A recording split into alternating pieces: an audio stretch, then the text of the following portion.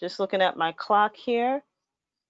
It is that time. It is 4 o'clock, so we will go ahead and get started. And once again, thank you one and all for joining us for this wonderful special broadcast of our series, Inspiring Ideas from Experts in the Field.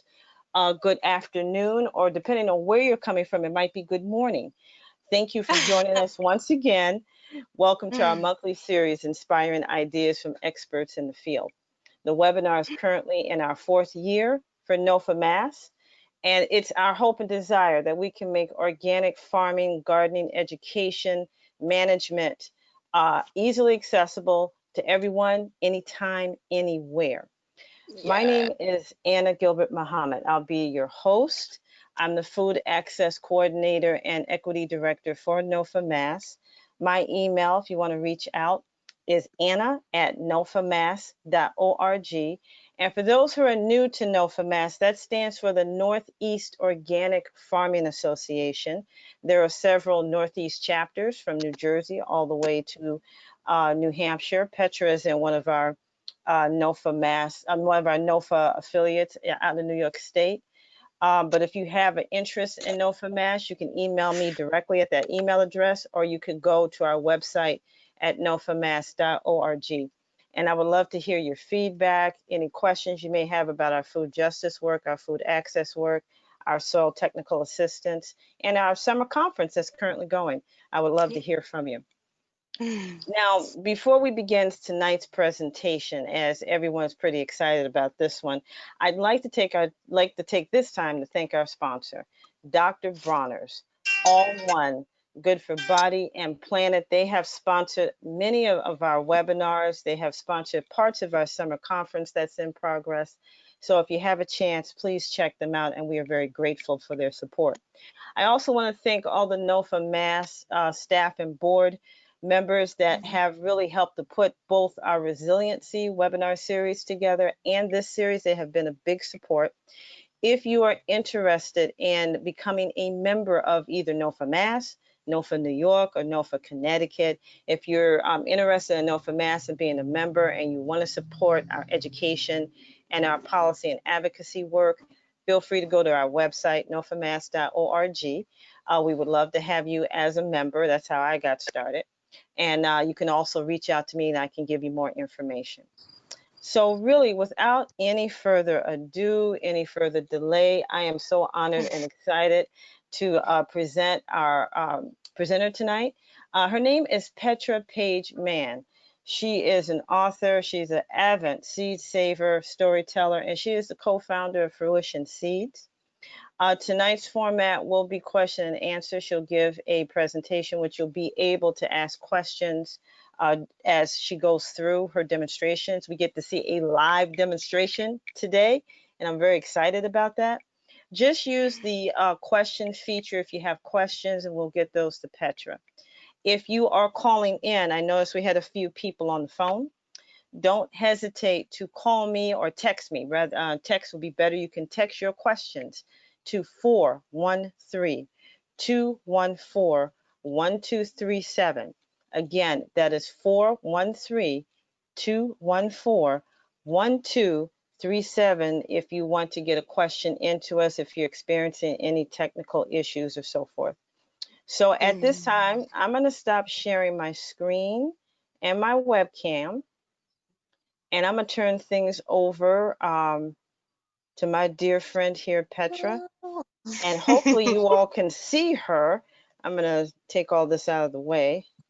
And Petra, you're coming in loud and clear. So if you want to start your presentation, fabulous.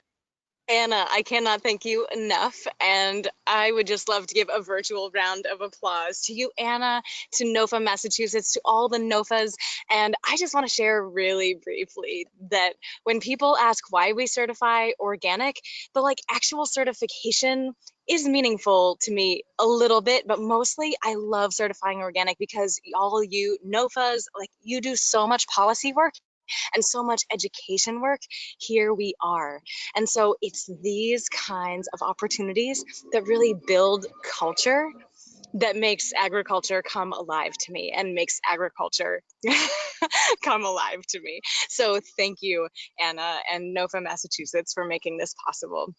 And thank you all who have joined us live. Truly, you are making this possible. And thank you all to everyone who's watching this after the fact. And I look forward to hearing from you all. Don't be shy. So I would love to, before I give you some lots of information, let's learn a little bit about you. How many of you, just a raise of hands, or just to yourself wonder, how many of you have saved seeds before? Right? A few of you. Yes. How many of you love to eat? Yes. How many of you have developed brand new varieties of vegetables, of flowers, of herbs? Maybe one day we'll get there. And how many of you woke up this morning, ate something for breakfast, put on clothes? Right? I hope we can all raise our hand. And if we are raising our hand, we're one of the few, relatively few, and very privileged people on the planet who did eat today already. So thank you all for joining me. And just a quick little, just broad scope. If you are saving seeds, you're changing the world. And if you are eating every day and purchasing things with dollars, you also are changing the world in totally palpable ways every single day. And certainly when you save seeds, you are forever changing the the seeds, the genetic capacity, all the possibilities on this planet. You're transforming them and making them even more possible. So yes, next time someone asks you if you've developed a brand new variety that the world has never seen before, don't hesitate to raise your hand if you have ever saved seeds, because you are changing the world with every single one of those seeds. And just like Anna is totally unique, no one's ever been on this planet exactly like Anna has, and neither have you, so too each seed is that unique. So yes, don't hesitate to raise your hand with confidence. And even if you never sow a seed in your life, every day that you eat, every day that you put on clothing, every dollar that you spend, there are plant breeders around the country and around the world paying close attention to every dollar you're spending. They're developing seeds exactly for those dollars. And in our extractive economy, they're developing these varieties to extract more dollars, to concentrate more wealth. And so it's impressively vital for us all to be remembering that we are more powerful than anyone would ever imagine, least of which ourselves. So certainly you don't even have to sow seeds in the world to change the face of agriculture, to change the face of culture, of our entire species on this planet. But certainly if you do sow seeds, you are dramatically making an impact every day, even more so. And if you're saving seeds, all the more. And if you're developing new varieties, that's the next level. So I'm so delighted to share this next hour with you. And this is Q&A, so don't be shy. I am woefully capable of monologues, and I am much more interested in dialogue. So anytime I say something, you're like, what does that mean? I'd like some more clarification. You would. And so would so many other people. So don't be shy, jump right in. And if you have a story or something else you'd love to share, please, we are all here to learn together. And I am your student, you are mine. And we are all here at the altar together, learning and growing and becoming. And these plants grow us so much more than we grow them. So yes, feel free in the chat right now if you'd love to just start like putting in one word, one sentence why you're here. And Anna will be collecting those and letting me know, shouting a few out in a few minutes, shouting them all out in a few minutes so that I can know exactly why you're here. Because I'm here to give you the foundations, the biology. We'll talk about the actual like techniques of how to hand pollinate. Certainly we'll talk about why, because that really, you know, it's not about how we do life, it's about why we do life. The why drives everything. So So I'd love you to share why you're here so that I can really make the best of all of our time together and make sure that we're having the conversations that you're here to have in the next hour. So thanks again for joining us, friends. And I perhaps should mention, my name is Petra, as Anna mentioned. I'm Petra Page-Mann, and I grew up in my father's garden. And we saved some seeds. I didn't think much of it. It was just something we did because if you want to sow seeds next year, you should save a few, right? And I'm really thankful that my father in his garden gave me this foundational understanding of cycles that took me, of course, many years to fully, and I still will never fully understand the gravity and the significance of those loops and those cycles, those feedback loops. But I nonetheless learned this great love of food and of gardens and of my father and these things that we do with plants. And so I definitely did not hand pollinate when I was little. We would just like save the bean seeds because, oh, we forgot to eat them. I guess we can save seeds now. So fast forward, I spent over a decade, studying organic agriculture and specifically seeds on farms. And then in 2012, I founded Fruition Seeds with my partner, Matthew. And Fruition is focused on organic seeds, regionally adapted for our short seasons. We're here in the Finger Lakes. It's lovely. Hope you can visit us here on the farm one day. And we're in zone 5. And so we have very short seasons, lots of humidity, so tons of disease resistance, which is another reason why we're really interested in variety development. But I want to mention right now for this hand pollination webinar that if you had told me 30 years ago that I would ever be a plant breeder and I would be hand pollinating squash, I probably wouldn't have known what you were talking about and said, sure, I can do anything. I have amazing parents, without question. 20 years ago, I would have said, that sounds a lot like corporate, like consolidation, and like, I don't think so. And a decade ago, I would have said, oh no, that's definitely what consolidators are wealth do. And I don't have the training. I don't have a PhD. To be honest, friends, I don't even have a 2-year degree. I have no college degree. I've spent some time at college, but I have no degree. And so that's a whole other interesting webinar series. But it's all to say, the last 10,000 years, we have been breeding plants. We have been saving seeds. We have been sharing those seeds with people beloved to us. And all of those techniques, the reason we're wearing clothes, that we have medicine, that we have food, that we have culture at all, is that we have these faculties. We can pay attention, a lot of attention. And our modern society has thoroughly abdicated us from those senses and taught us that our value, our purpose, our worth is very much based in this: how productive can you be? And did you buy this? Did you not buy this?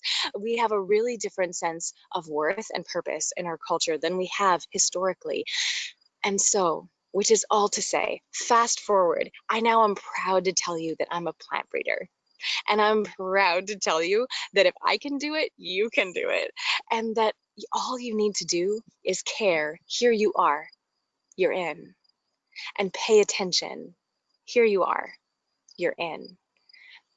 So these are gifts. And all of our ancestors that have been developing new varieties for the last 10,000 years, saving these seeds, right? Only by modern standards would they be illiterate. They were the most brilliant plant breeders and most generous people on the planet, most likely. And we have the opportunity to become good ancestors as well. So learning what we can, sharing everything we learn. So yes, I'm so delighted to now dive into some biology, get into the nitty-gritty of how to do this, and sharing this knowledge of how to do it, as well as why we do it, so that you can learn and find that joy. And with any luck, if I'm doing my work my deepest work, you are sharing this also with people that you love so that we all can amplify the abundance that our ancestors have so graciously thrown at us in this world that we live in. So, Anna, maybe I can't see the Yeah. chat, but if you want Oh, to I have jump some in, stuff. I oh, have some things. share Yes, it I have out. some things. People are asking, one big concern is that no bumblebees this year and very low population of other pollinators, so I need to hand pollinate. That came from Bonnie. A question about the blossoms, why there are so many more male blossoms than female. Ah, A lot of people want to understand seed saving and self-pollination. Um, from Jane Bitts, we are just starting. We save seeds from our heirloom Romano green beans, and we would mm, love to learn more. mm, Um, Pretty much, yes, fabulous. there's a shout out about Fruition Seeds, how much they love Fruition Seeds. Oh. But they are looking to improve their squash yield and understand why my green zucchini is doing better than my yellow summer squash. Plus, Ooh. how can I organically deal with cucumber beetles? Mm, Um, and then how many hours a day is squash pollen viable? How many hours or days is females receptives? mm. Um, and this is a question dealing with pumpkin, and how to manage pumpkin. We know they can get kind of out of control. So those are some of the basics that are coming in so far. Some of the things people want to learn about. Um, Fabulous. Well, I'm going to dive into some of the why we do what we do, then the biology, and then the techniques, and then we can get into some of those more nitty-gritty details. So yes, without further ado, and I know it's so tempting to just be like, show us the males, show us the females, show us how it's done. But here's why we do this. And there's no one reason why. There's many really good reasons, and here are just a few. One is simply to ensure pollination. If you're not confident, as someone mentioned, the bumblebees, you're looking around, there aren't many native pollinators or pollinators at all that you see on your plants, and you want to just make sure that pollination is happening. Some plants, like those beans that you're saving the Romano seeds of, my friend, beans and peas literally pollinate themselves before the flower even opens. So the flower is basically a vestigial organ.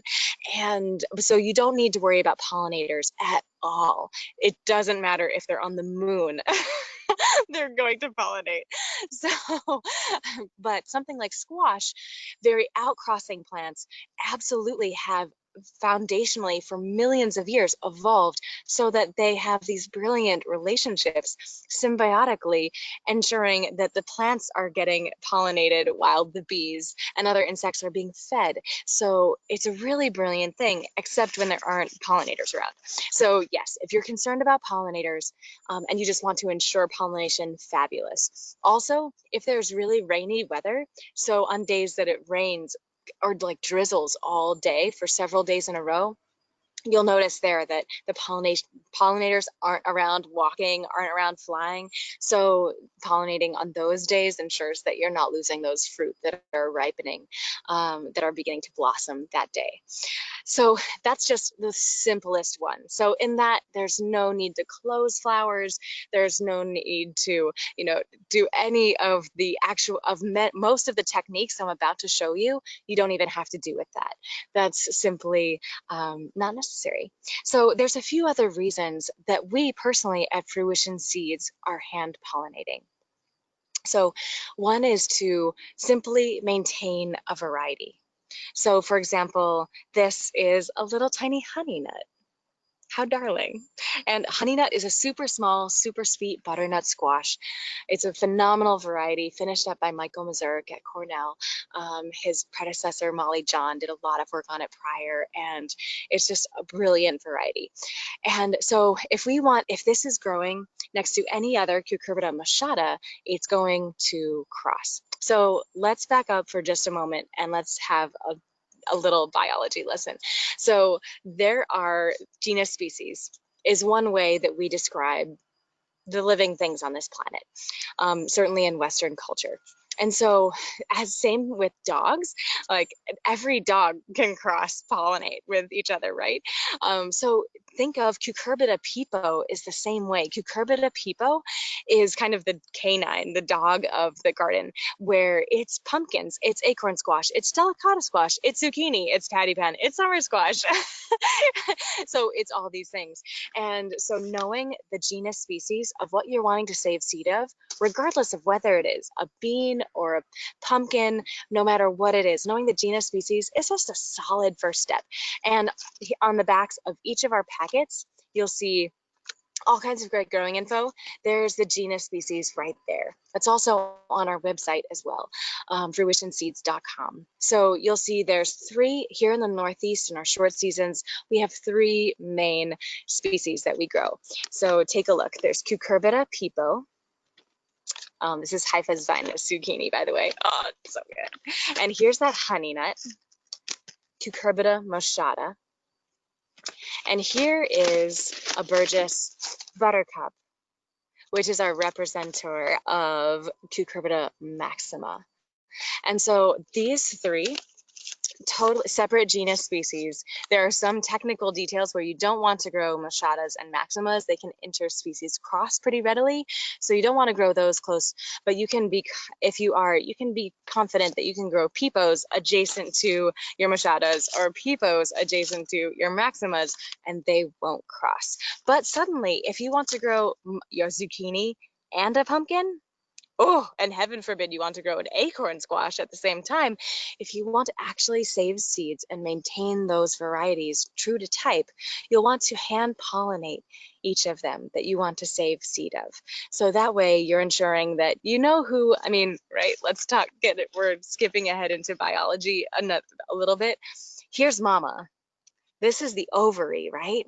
So the male flowers have, and we'll talk much more about this in a few minutes, the male flowers have the long, narrow, straight stems. And the female flowers have that plump ovary. If it's a cucumber, it's a little cucumber. If it's a watermelon, it's a baby watermelon right there. This is a honey nut, right? So it's a tiny little honey nut. And that ovary, even before the flower opens, is just there waiting.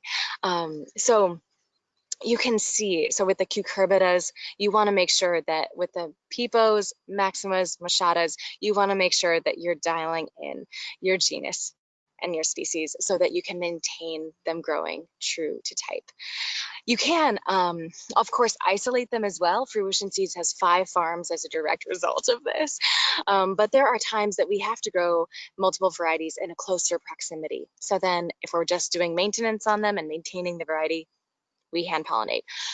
Finally, we're developing brand new varieties as well. And then we are hand pollinating, because here's mama, but who's papa? If it's an open pollinated variety and we're just maintaining it, then Papa is just there all around. But if they could potentially cross, we don't know if Papa could be a pepo, it could be a pumpkin, it could be a zucchini, it could be an acorn squash, it could be a delicata squash. It could be any number of these things. So we know who mama is, there's her ovary, but we don't know who Papa is. So if we're attached to who Papa is and there's multiple varieties, we've got to separate them out. If we are attached to who Papa is and we're developing a new variety, we get to make a cross. So I'm actually sitting here adjacent to a big, beautiful patch of a new variety that we are developing. And it's basically this honey nut that we crossed with a Sibley squash, a great big, more Hubbard style, but it has like this coconut flavor in it. This like, the winter squash tastes like it's roasted in coconut oil. And then we crossed it again to a black forest. Anyway, we can talk about that at length and maybe another time too. But if you want to be developing new varieties, having these techniques of isolating who's mama, making sure that she doesn't get any pollen except for the papa that you have chosen, is exceptionally important. So again, just to recap, the 3 main reasons that people hand pollinate ensure pollination, just so you get a zucchini, for example, especially if there's low pollinators. Secondarily, if you want to maintain a variety and you're growing multiple genus species adjacent to each other, then you can be confident that you're maintaining varieties. And then finally, if you're developing a new variety, awesome, I love you. And that way you know that you know who mama is and you know who papa is. So yes, there you have the 3 main reasons why people hand pollinate. And also in that variety development, I just want to mention too, sometimes it's to make a hybrid. You're always, making a hybrid in some sense. Sometimes it's to make a literal F1 hybrid. Sometimes it's to make a hybrid that then you stabilize as an open pollinated variety. And other times you're taking a hybrid, planting that seed, saving it, and then letting it just go kind of wild so that you get to develop a new variety, untangling that F1 hybrid. And I'd love to back up for just a moment and show you a few samples of this watermelon, which is an example of this, the untangling of F1 hybrids that we're working on. That's a project we're collaborating with some farmers because they've been growing little baby flower, an F1 hybrid watermelon, for years, and then the company who's been offering it dropped it. So then all these farmers were like, Fruition Seeds, could you dehybridize this? Could you untangle this and make a stable, open pollinated, awesome variety? And we don't know how to say no. And so we said yes. And what happens from that super stable F1 is that you get all of this diversity. This is the F3 generation, and they're so beautiful. And so it's a little small personal size melon, and it's ripe already.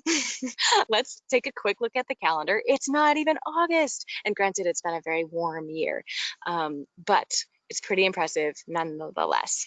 So it's a really fun, now we get to choose, do we want something that looks like this? Do we want something that looks like this? We're cutting open hundreds of these and doing flavor and texture evaluations and rind evaluations. So there's lots of different things that you can be selecting for. But let's dive in without further ado to kind of the basic biology, the male-femaleness we'll talk about just for another few moments, and then we'll dive into the technique of actually hand pollinating. So you can do this at home, on your farm, in Trinidad, in San Diego, in Connecticut, wherever you find yourself.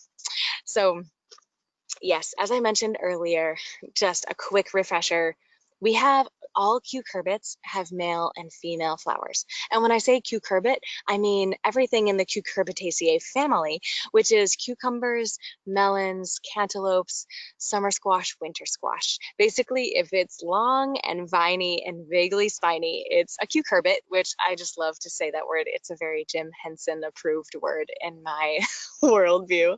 So I love saying the word cucurbit. So all cucurbits have separate male and female flowers. And some flowers, like those beans and peas I mentioned earlier, they're perfect flowers in botanical terms, which I have some issues with botanical terminology, but and the judgment, not judgment attached to it, and the paradigms that have precipitated it. But that being said, so there are flowers that have the full male and female mechanisms for reproduction in the same flower. Those are self-pollinated plants like beans, peas, tomatoes. You'll find the male anthers and pollen on the same flower as the female stigma on a style. And in cucurbits, they're on same plant produces separately male and female flowers. So the males have long, narrow stems, and the females have these are flowers right on top of their baby primordial ovaries that are the exact same size of the cucumber, watermelon, the honey nut squash that's about, or the same size proportionally to what they will be, which is always so fun. If you're going to eat squash blossoms, as an aside, eat the males. That's how you can have your cake and eat it too, right? You can have your zucchini, your squash blossoms, and eat your squash. So yes, if you're eating squash blossoms, I can't recommend highly enough that you do eat the males. And as a moment too, most varieties send out male flowers first and also last, as well as throughout the duration of their flowering. But in the bell curve of their flowering, there's maleness first and last.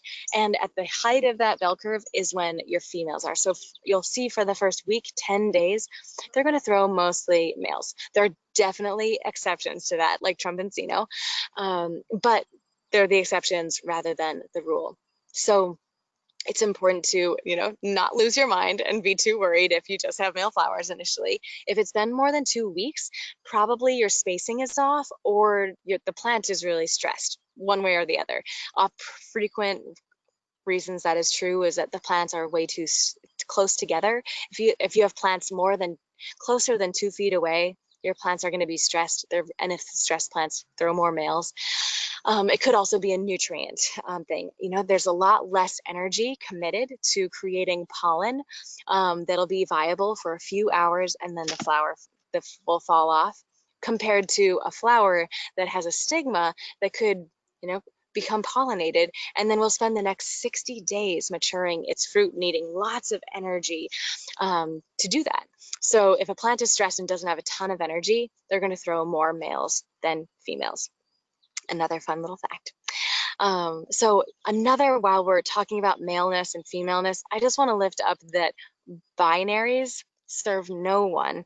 And although these are quintessential, I have a few in here. Ooh, I don't have it right at the ready, but it's a spectrum, right? It's not a binary. So here are two quintessential female, quintessential male, opposite ends of the bell curve, but there's every expression in between. And often when you will open up that male, you will find, and this one is in fact just a true male. You can see there's the anther cone, but take a look in here. This flower, this honey nut actually flowered yesterday, or pardon me, it actually flowered this morning. So it's already shrunken, but here's what the stigma looks like on a squash. And so they look pretty different, right? This is very yellow, this is very orange, and you'll see often that there can be male pollen on growing within a otherwise looking female flower, and there can also be a little bit of orange here, a stigma growing in this otherwise male flower. So everywhere in between. And humans are on this spectrum too, right? Where everything alive is just an expression of this great diversity that is the backbone of resilience on our planet. So yes, know that we're looking for maleness and femaleness, but that you'll see everything in between, which is one of the great joys of hand pollinating as well. So let's dive into the brass tacks.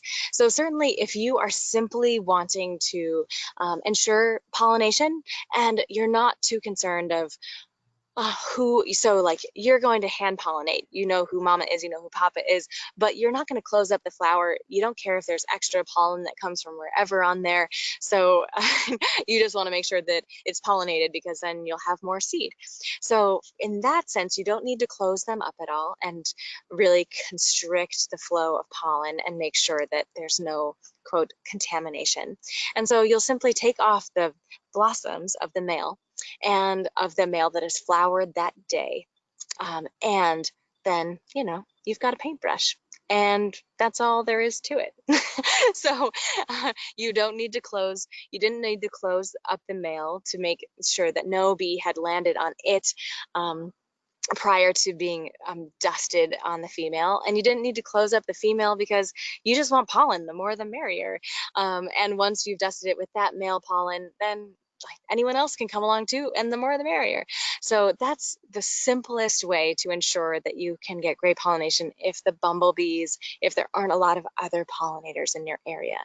Now, if you're attached to actual seed saving, that's when you want to be a little more cognizant of pollen flow and making sure that exactly who you want to be pollinated is kind of under wraps. And so here we go. With that, you want to get these fancy things called twist ties. And so I've got this wonderful little hip belt that I wear when I'm hand pollinating. And I have all of these twist ties. And if you are if you're just using them to simply tie up flowers, but you're not interested in necessarily saving the seed, or you have another way, so you can use a paper twist tie if you're just closing up a flower.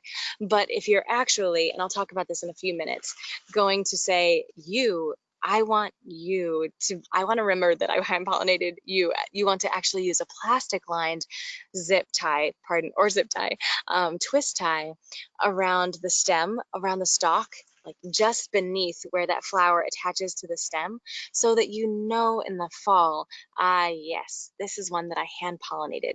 We use just twist ties because we know by variety what it is. You can also label it. There are these fun labels too, so we can use a I was going to say watercolor marker. That would be a wonderful invention. But this waterproof marker, which there's a lot of different brand names available on the market, but you want to write on it exactly what it is, whether it's a cross or a variety you're maintaining. So that would go at the base. And so when you're going in to close the flowers, here's what you're looking for. You're looking for a flower that is starting to blush orange. And in watermelons, it's yellow. In cantaloupes, it's yellow. Get to know, I don't recommend going out tonight, for example. I mean, play, by all means, close up flowers, yes. But spend some time in your squash patch first and see what flowers you find and get to know what they look like as they're developing. So you're getting a sense of what they look like when they're just tiny little ones. And so at all of these different stages, oh, here's a really fun little hermaphrodite for you. So yeah, you want to make sure that you could close up this one. It's probably going to be 3 days before it opens, so you're probably just going to have to close it again because it'll do weird things with the twist tie at that point. So you want to make sure that you're waiting until this moment when that green flower starts to blush orange, and that blush means that it's going to flower tomorrow. And from here, I come in and I like to, with the twist tie, just wrap it around. 2 of my fingers is perfect for me. For you and your hands, it might be 1 finger, it might be 3 fingers. I basically make a wide ring and I close that flower. And take a look. I want to make sure that I am closing it above where that stigma is, right? This stigma is a pretty big situation, and I don't want to constrict that at all. And so I'm well above, halfway where that stigma would be. And I also make sure that it's nice and wide, much wider than the actual diameter of the flower right now. Because here's the thing, and here's a flower that flowered this morning. We always pollinate in the morning because that's when, well, we'll get to pollen and its freshness in a moment. But isn't that wild? This flower looked like this yesterday. So their diameter greatly expands overnight. And literally when the sun goes down, they're starting to these plants are pumping water into this flower so that it can just expand like crazy. And when you come back in the morning, there's literally this constrained little twist tie here. And then all these blossoms coming out. And they really didn't last over, so I'll just close this one up and we'll pretend that I had to close this up last night. And I like to go around 2 times just to make sure that there's really good closure, because here's the thing, why are we doing this? We're ensuring that no insect is going to climb in and have a little snack, but also potentially, almost certainly, contaminate, quote, contaminate, put extra other pollen from other plants into these flowers that would not be what we want. And so, yes, let's imagine it's dawn, that this is when the flowers finally burst open. And that when you're out in your garden, that's when you'll hear the most bees, at dusk as well, but especially at dawn. It's just like our squash patch here right now at 6 a.m. is just buzzing. It's amazing. So yes, they open at dawn, and so that's why we close them up the day before, so that right at dawn, as they're opening, we can't beat the bees to it. So we beat the bees by putting a twist tie on. And once we have that twist tie on, it's really important too. There was a question about how long pollen is viable. So pollen is viable. It depends on the variety. It depends also on the species, but it's really functionally, just keep in mind, like imagine that it's viable for less than 6 hours. And the closer to dawn, the more viable that it is. That isn't true for some varieties, but just as a general rule, it's always better to use the pollen, engage the pollen when it's absolutely fresh. So we get out there at dawn, we're hand pollinating, and our goal is to be done by 11:30, because if it's above 85 degrees, the pollen is starting to decrease and die, decrease its viability and die. And above that, if it's been more than that time, also 5-6 hours, it just is starting to lose its efficacy as well. So yes, pollen has a very short lifespan, as a general rule, some varieties more so than others. So it's important to get out there as early as possible. It's also most comfortable in the middle of summer, out there early in the morning too. So let's pretend that it's dawn. And so we have our male and our females. And also when we are tagging, when we're twist tying these at night, we're putting a tag along our squash patch, so that we're tagging both males and females so that we can find them more easily in the morning. When we pick the male, we pick out the flag as well. We actually have these little archer little satchels that we carry out into the field with all of our flags. And yeah, so let's pretend, and I'll fill up I have this little fanny pack that I have with all my tools, and I'll fill it up with male flowers. I'll pick a bunch at once. And I just open up one at a time, because I want to, again, just ensure that there's as little possible time that it's open and exposed, making it possible for insects to possibly contaminate it. So I'll take the twist tie off, tuck the twist tie in my satchel, and I just take that male flower and I take the pollen off, or pardon me, I take the petal off, and the green sepals, I just drop them in the garden. And then I have the male. So that male, some of them are more covered with pollen grains than others. So at this point, now I put this in my mouth and I start to work with the female. So let's pretend that this female, in fact, opened this morning, just like, just like this one did.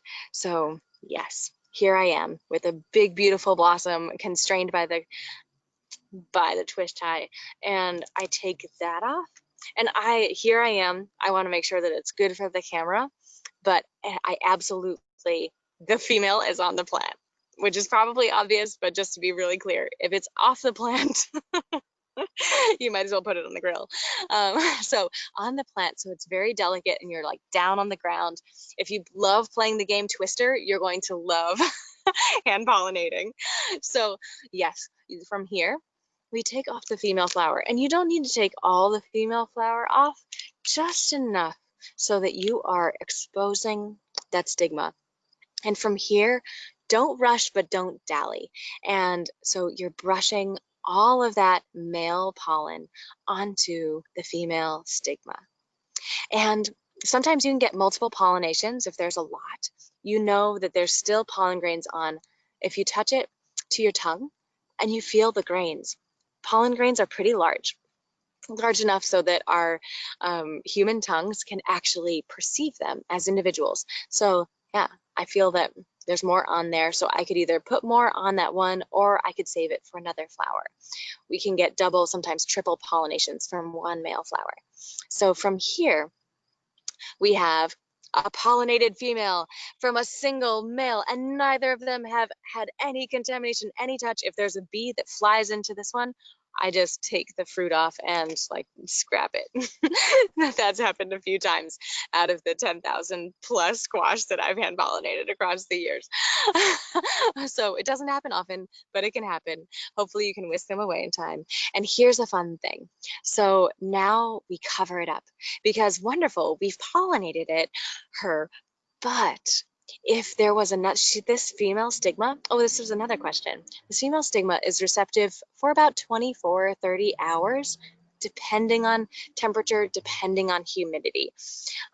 We always pollinate that first day because her potency, definitely her receptivity decreases over time. But if it's, for example, pouring rain one day, we'll go in and we'll try to pollinate all of those females that, if the flower was open and exposed to the rain, that would not be good. And that decreases her receptivity and it's not worth pollinating after that.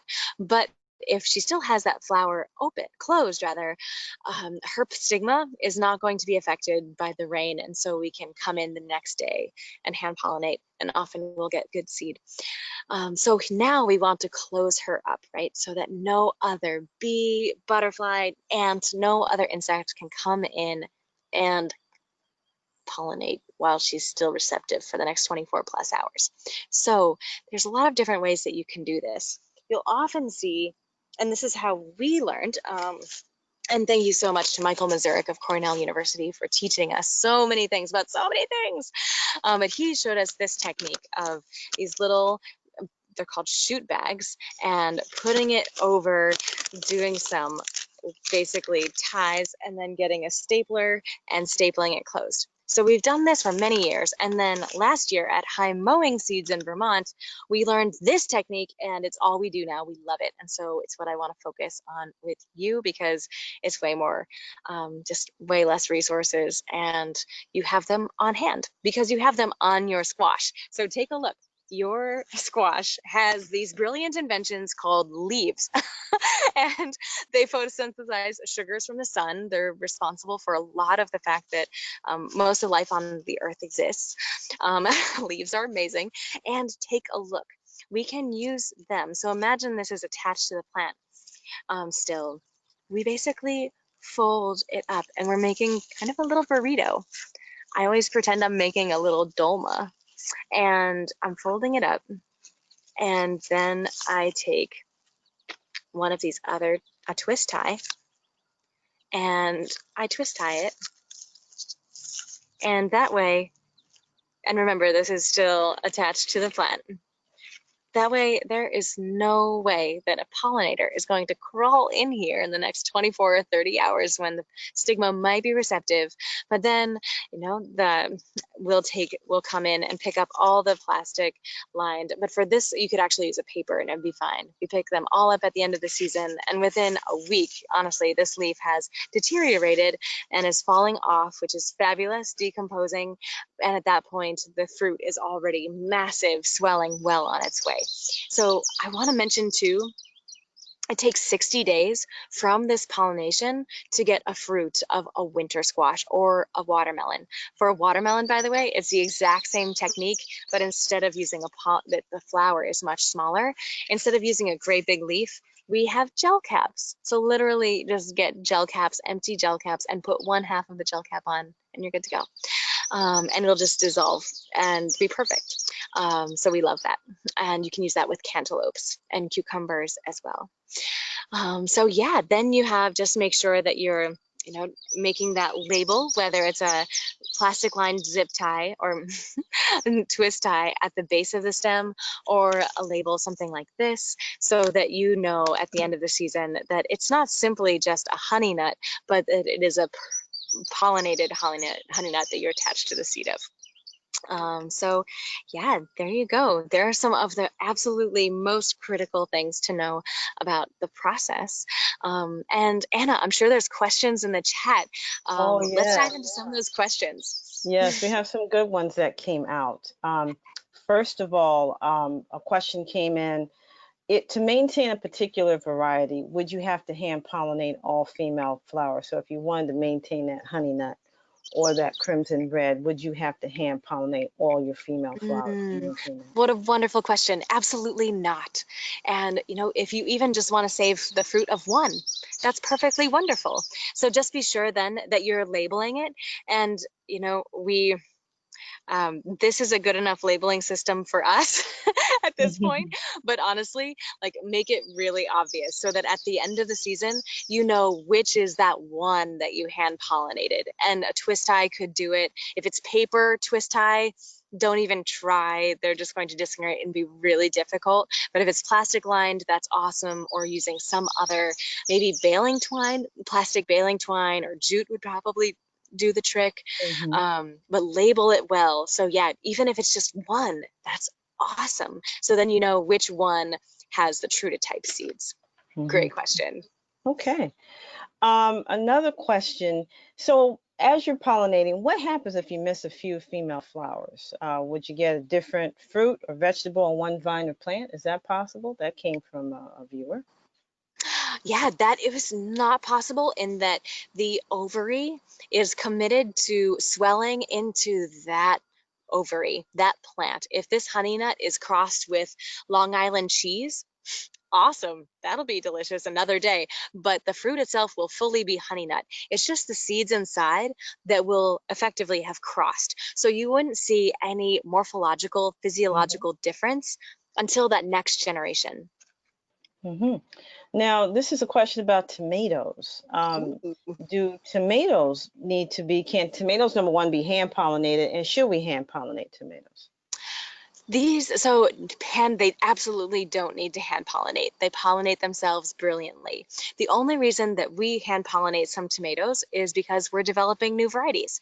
And so we're literally crossing, for example, with our Brandy Wise, which is our super disease resistant brandy wine type, we crossed a super disease resistant line from Cornell that's like early blight, late blight, Septoria leaf spot resistant. We crossed that with brandy wine.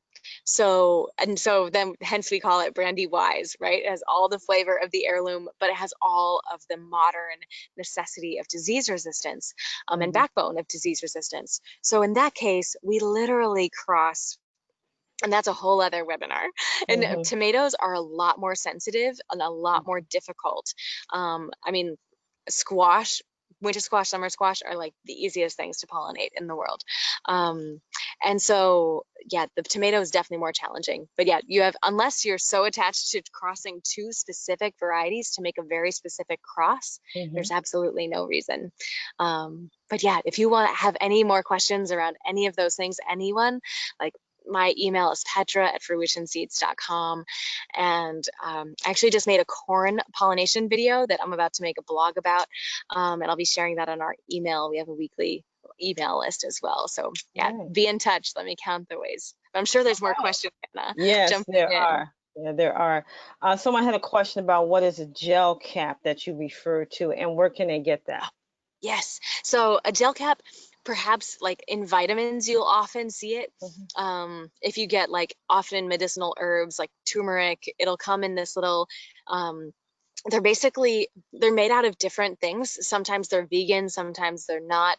And they basically dissolve really quickly in your stomach, but that means they dissolve really quickly in your garden too. And they're really small. So basically imagine the size of a pill, and they can come, one is slightly larger than the other. So they nest together, but you can just gently pull them apart and put the one half on the female of the flower. And that's for cucumbers, watermelon, cantaloupe, because their flowers are much smaller. Their stigmas are much smaller. Right.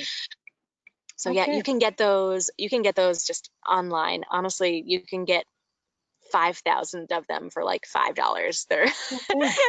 They're pretty plentiful. So thank you for that. Now we're moving on to watermelons. This is one of my favorites, as I've been experimenting with this myself.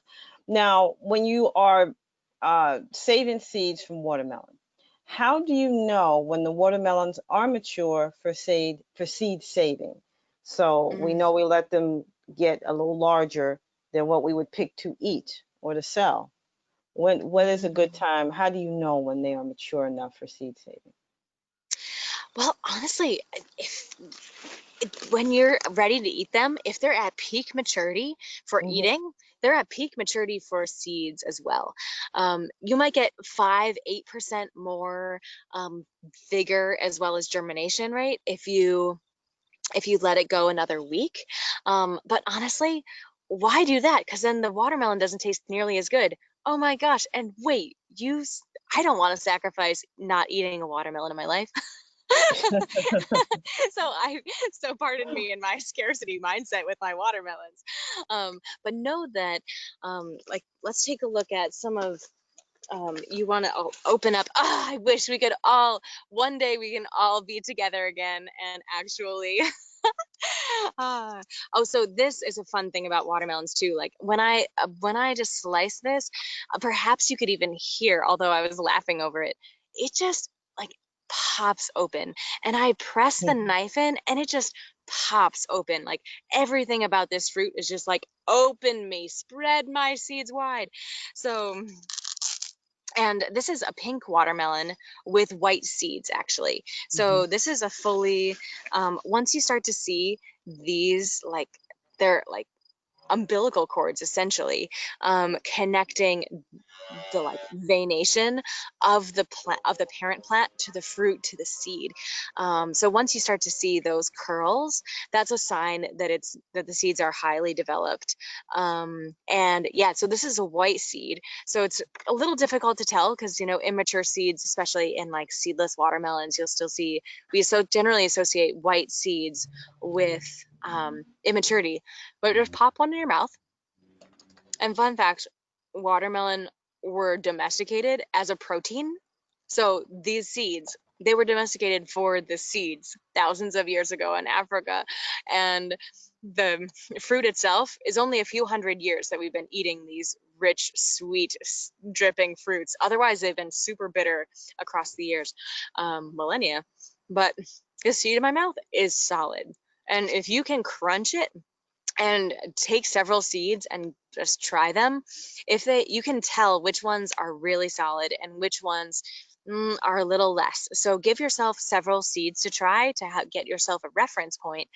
But generally, if that watermelon is full flavor and otherwise showing signs of ripeness, like the tendril is dry, that's a sign of ripeness. There's a actually, this one doesn't have a dramatic yellow spot, but often there will be like a more blanched, bleached. Oh, it does. It's right there. So that is another good sign. So yeah, I always recommend just if you're picking it a watermelon at utter ripe maturity, that those seeds are ripe, Hmm. and go for it. That looks pretty good as you are chomping down on that watermelon. I'm sorry to taunt you all. I'll put it away. No worries, no worries. Now, you had raised a point about the maturity time for your winter squash, especially once you pollinate. Is 60, 90 days for all varieties, or are some varieties shorter?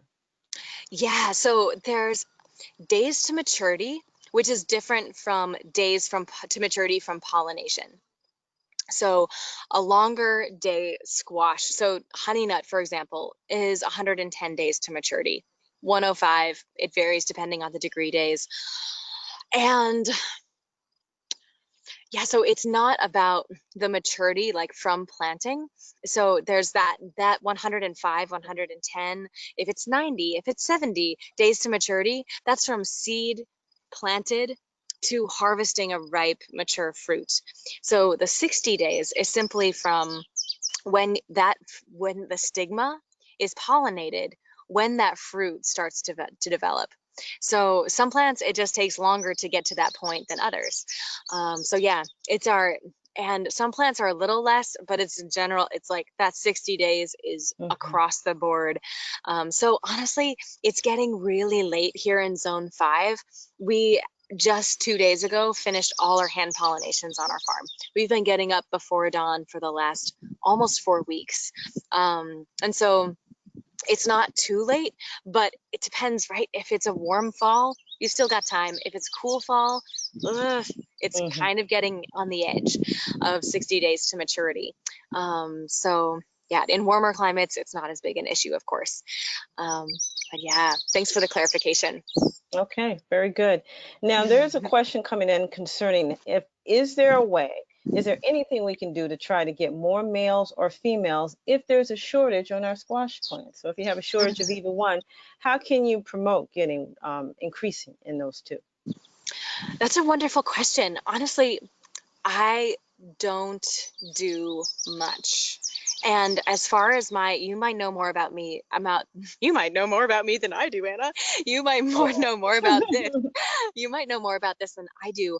I don't believe in organics that you're allowed to use gibberellins or some of the plant chemistries Right. that like forces a plant Mhm. to then transition into maleness, femaleness. Mhm. So in that way, like the best thing that you can do is make that plant healthy so that the healthier, happier the plant is, the more Mhm. robustly it just is going to express itself.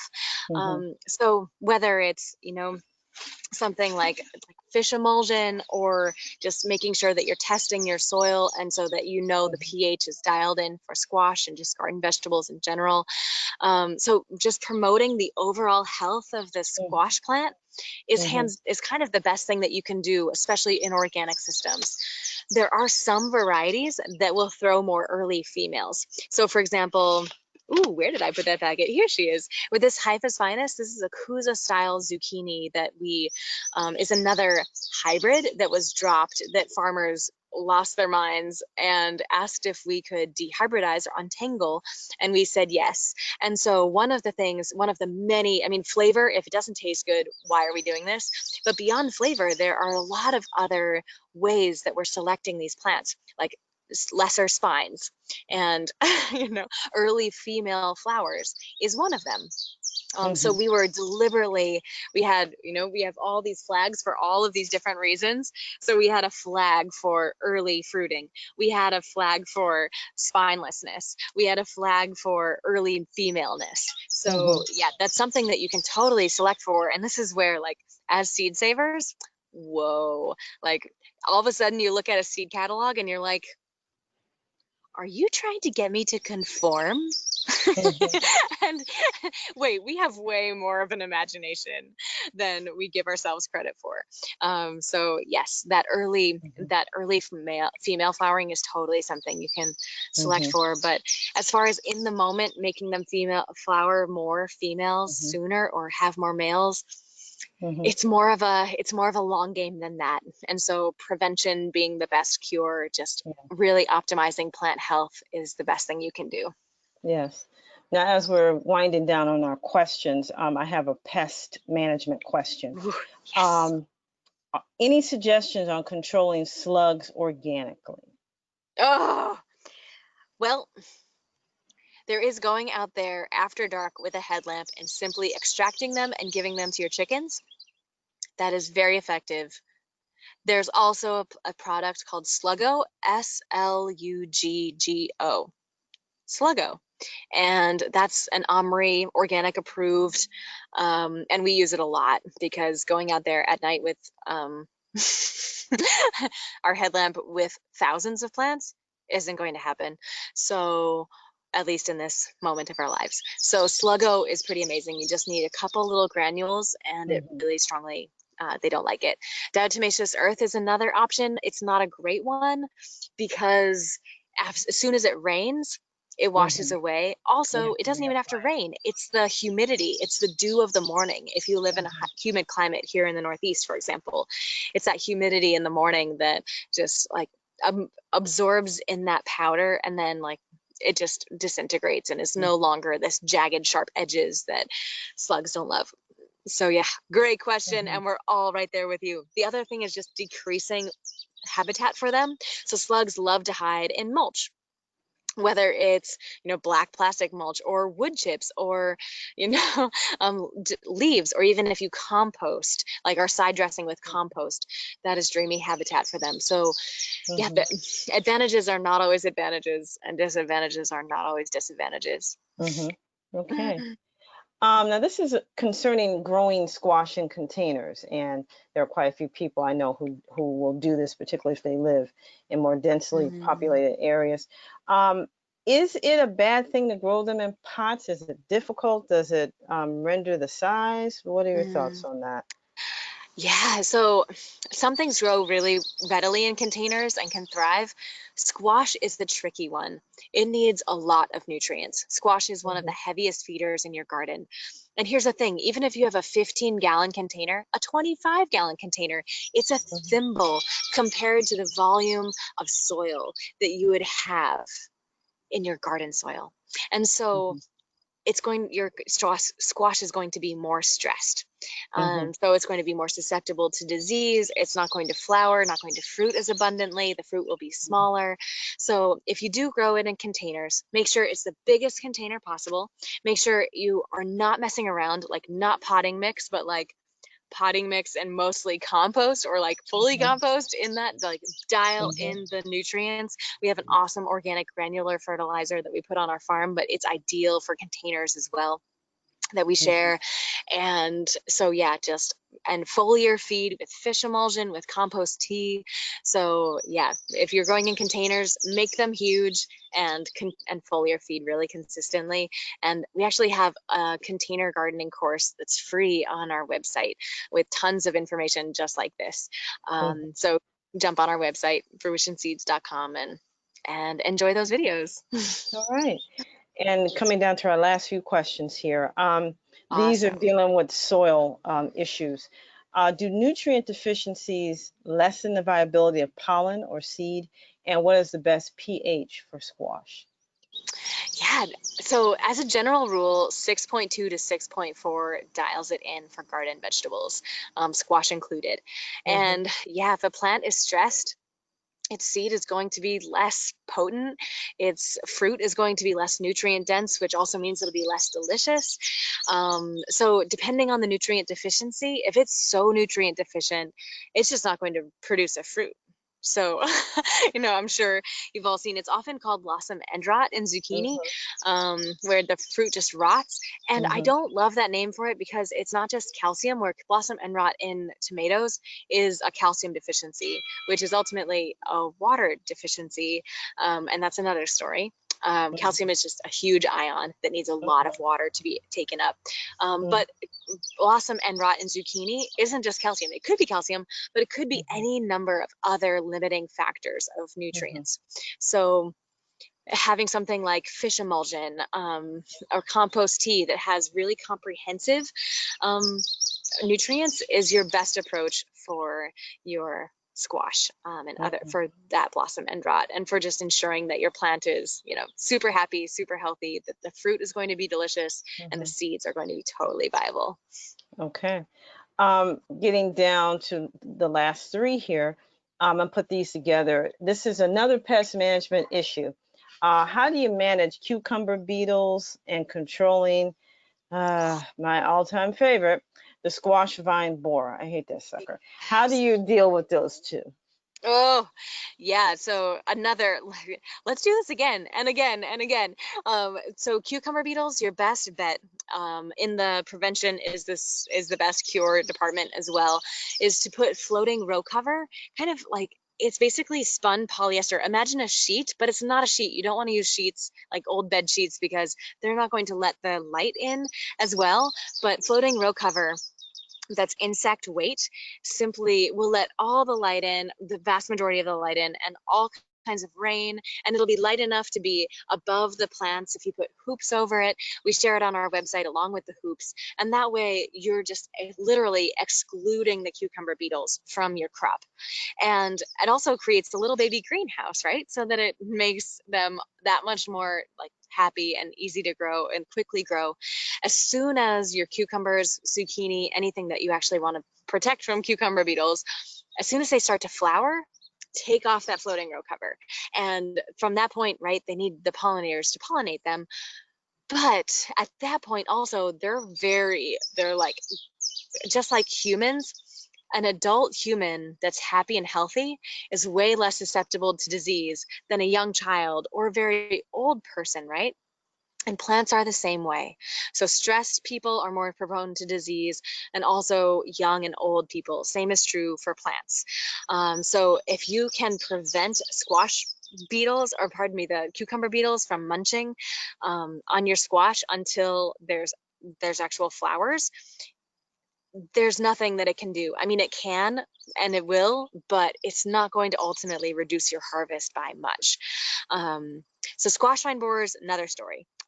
They love Cucurbita pepo and Cucurbita maxima. So again, take a look at the back packet of whatever packets probably have it. Certainly ours is right here. And the Cucurbita pepo and maxima have very wide, sappy, kind of corky, very succulent, and apparently delicious stems. And the squash vine borer is laying its eggs in the soil. Its larvae are eating out the center of that squash vine stem right down by the base. And then by the time you're actually like starting to enjoy zucchini, the entire plant just falls down.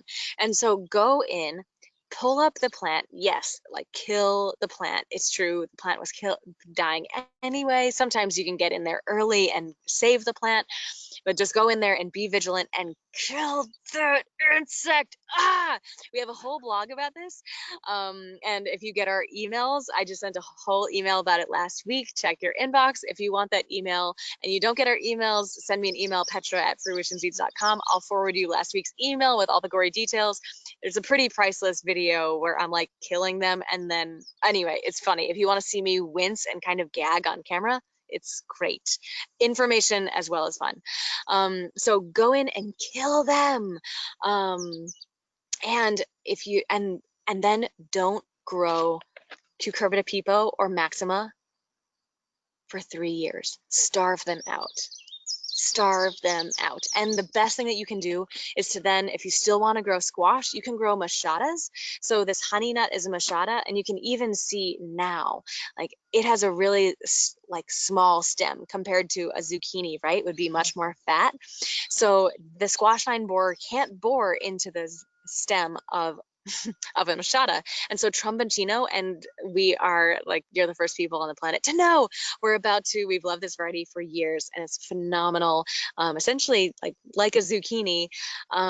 It's young, immature squash. And so we're going to share it. It's a new variety that we'll be offering, but it's an old Italian heirloom.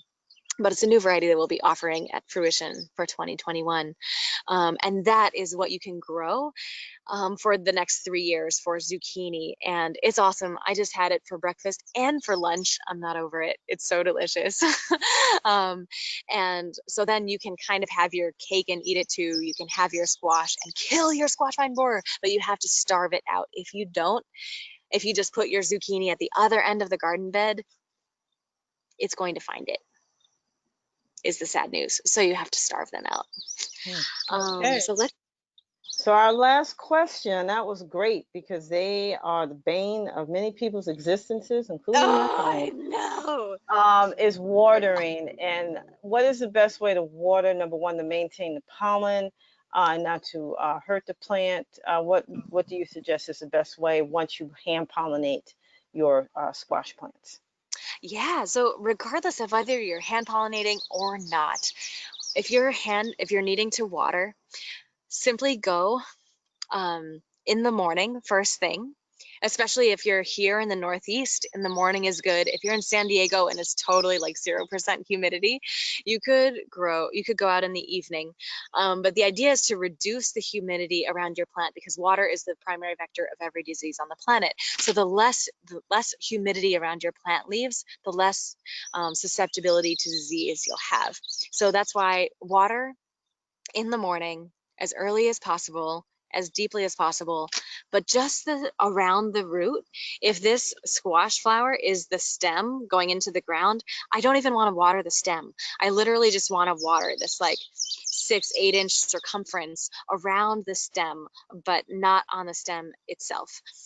So that is how to water. And you can also be watering with like water, of course, but once a week do compost tea, dilute fish emulsion, and that way you're just encouraging that much more health and happiness and abundance. All right. Well, Petra, this was such an informative and enjoyable webinar. We thank you so much because we know you're at the height of the season, as all of us who are outside working. So I do really appreciate your time. Prayerfully, this was helpful to everyone. If you want more information, if you have more questions, first of all, visit Fruition Seeds. That's fruitionseeds.com. You can take advantage of the free workshops that Petra is referring to. But we got another treat for you.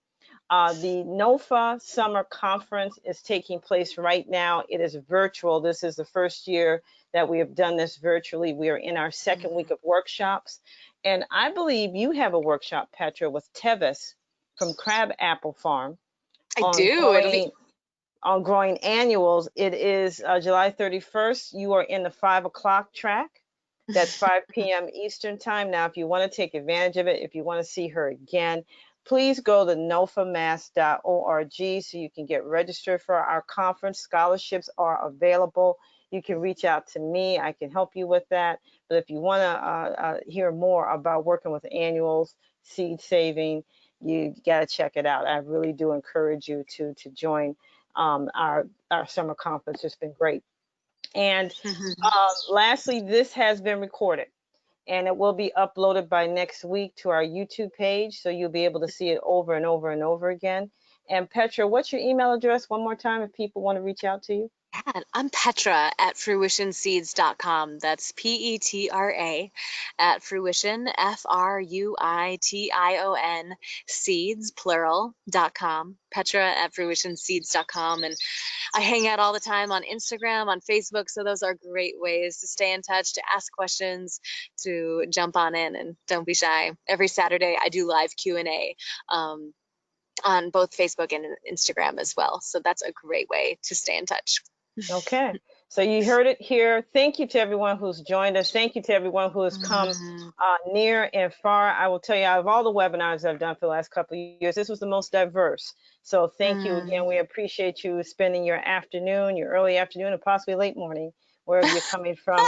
But I do look forward to seeing you all again at our next webinar, which will be coming up in the fall. We'll be talking about our bioremediation program that's taking place here in Springfield with the project I'm working with at Home City Housing and Gardening the Community. But once again, check out our conference, check out our YouTube page, and feel free, don't be shy. You can reach out to me at anna@nofamass.org with any questions.